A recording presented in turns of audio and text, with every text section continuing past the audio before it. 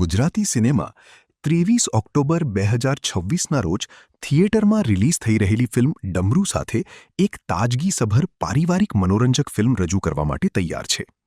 Comedy, suspense, ભાવનાત્મક ઊંડાણ અને એક અર્થપૂર્ણ સામાજિક સંદેશનું મિશ્રણ ધરાવતી આ ફિલ્મ નાના બાળકોથી લઈને વરિષ્ઠ નાગરિકો સુધી તમામ પેઢીના દર્શકોને પસંદ પડે તેવી મનોરંજક રોલરકોસ્ટર રાઇડનો અનુભવ આપવાનું વચન આપે છે.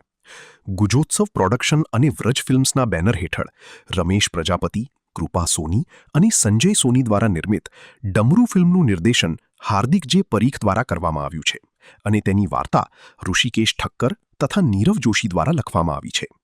આ ફિલ્મમાં સંજય ગોરણિયા, નક્ષરાજ, નીરવ મુકેશ વૈદ્ય, નિરાલી ઓઝા, સૌરવ રાજયગુરુ, મૌલિક ચૌહાણ, હેમાંગ દવે, સંજય ગલસર, ભાર્ગવ પરમાર, મકરંદ શુક્લા, વિશાલ વૈશ્ય, નિશ્ચય રાણા, નિશિત કુમાર બ્રહ્મભટ્ટ, અન્નપૂર્ણા શુક્લા, આરતી સોની અને સતીશ ભટ્ટ જેવા પ્રતિભાશાળી કલાકારોનો સમાવેશ થાય છે.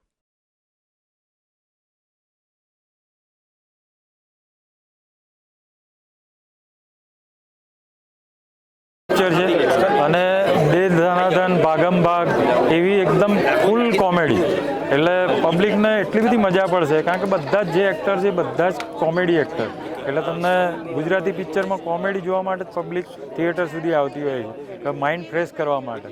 અને આ 100% માઇન્ડ ફ્રેશ થાય એ રીતની કોમેડી પિક્ચર છે. 100% પબ્લિકને ગમશે. આ પારિવારિક ફિલ્મ કહી શકાય, કેવા પ્રકારના? 100% પારિવારિક ફિલ્મ કહી શકાય. 5 વર્ષના બાળકથી લઈ અને 85 વર્ષના કાકા આરામથી જોઈ શકે એ રીતની પિક્ચર છે. શુદ્ધ ગુજરાતી જેને કહેવાય ને એ જ રીતની લેંગ્વેજનો ઉપયોગ કર્યો છે, એટલે પબ્લિકને 100% ગમશે. બેઝિકલી હું કે બહુ સારો ડાન્સર નથી અને પાછું ખુલ્લા મેદાનમાં ડાન્સ કરવાનું હતું, ખુલ્લા પગે ડાન્સ કરવાનું અમને કહ્યું હતું, વિચ વોઝ વેરી પેનફુલ. પણ ડાન્સ અને ગીત એટલું સરસ રીતે કોરિયોગ્રાફ થયું હતું કે એ બધું યાદ નહીં રહ્યું. અત્યારે જે દેખાય છે એ ખાલી અને ખાલી એનું રિઝલ્ટ દેખાય છે, જેનું મને ખૂબ આનંદ છે. નમસ્કાર, મારું નામ છે નક્ષરાજ અને હર હર મહાદેવ પહેલાં તો બધાને. અને આ ફિલ્મની અંદર મારું જે રોલ છે એ પાત્રનું નામ છે રાજ. મારું નામ નક્ષરાજ છે, તો ડિરેક્ટરને એવું લાગ્યું કે ભાઈ આપણે રાજ લઈ લઈએ, તો એમણે રાજ લઈ લીધું છે. અને આ ફિલ્મમાં જે મારું પાત્ર છે ને એ એક વેઇટરનો રોલ છે, જે એક રિઝોર્ટની અંદર આવે છે. પહેલેથી 2 વેઇટર કામ કરતા હોય છે, જેમાંથી એક સંજય ગોરડિયા છે અને નીરવ વૈદ્ય છે, પણ ત્રીજો વેઇટર જોડાય છે. તો એ કેમ જોડાય છે? એક મિશનથી આવ્યો છે. એ મિશન માટે તમારે ફિલ્મ જોવી પડશે. કેવા પ્રકારની ફિલ્મ બની છે અને ખાસ કરીને ગુજરાતી ફિલ્મ કેમ જોવી જોઈએ લોકોએ? ગુજરાતી ઓડિયન્સની જે ફેવરિટ રસ છે ને, એમનો ફેવરિટ રસ હાસ્ય રસ, એ આમાં પીરસવામાં આવ્યો છે અને ફૂલ ઓન ડ્રામા અને ઇમોશન સાથે. બટ થ્રુઆઉટ તમે ફિલ્મમાં બોર નહીં થશો એની ગેરંટી છે, કારણ કે મેં ફિલ્મ જોઈ છે. અને ફિલ્મ એવું નથી કે મારી ફિલ્મ છે એટલે કહું છું. હવે મારી ફિલ્મમાં બી મને ઘણા બધા ઉણપ દેખાતી તો હું કહી દેવો માણસ છું, પણ થ્રુઆઉટ તમને ફિલ્મ પકડી રાખે છે અને છેક સુધી તમને હસાવતી જ રહે છે, વિથ ઇમોશન એન્ડ ડ્રામા.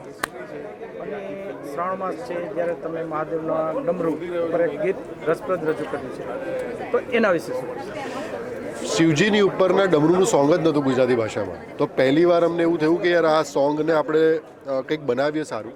અને મારી સામે જ બહુ બધી વસ્તુઓ કમ્પોઝ થઈ અને બહુ બધી વસ્તુઓની ચર્ચાઓ થઈ. મળ્યા ભાઈ.